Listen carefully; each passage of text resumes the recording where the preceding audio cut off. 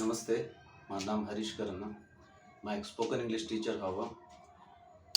आज दसरा छ तो मुझसे शुभकामनाएं અને ગાંધી જયંતિ બી છે. मैं भर्ती वर्षाથી स्पोकन इंग्लिश टीचिंग करूँ છું, જેથી અમારા ગુરુના સ્પોકન ઇંગ્લિશ શીખાયના એ વિડીયો કરું છું.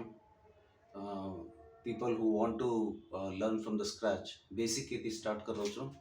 एक 6-7 वीडियो करमल तो मां मोदल वो कंटिन्यू करें वीक होनी दर्शक काम में बिजी वे गो तो अबे ती कंटिन्यू करो छू.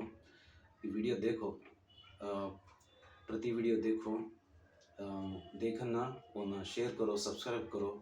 सो आज ती मोदल बेसिक नॉलेज ले मां बॉडी पार्ट्स है मां बॉडी पार्ट्स का तो हमारा ये देखो दूसरा अंगारक उन्होंने क्यों कच्छ इंग्लिश में करना. सो दैट इज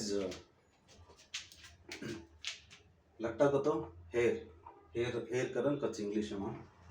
नाक का तो नोज, मुंडो का तो माउथ, कान का तो ईयर्स, हाथ का तो हैंड्स है ना.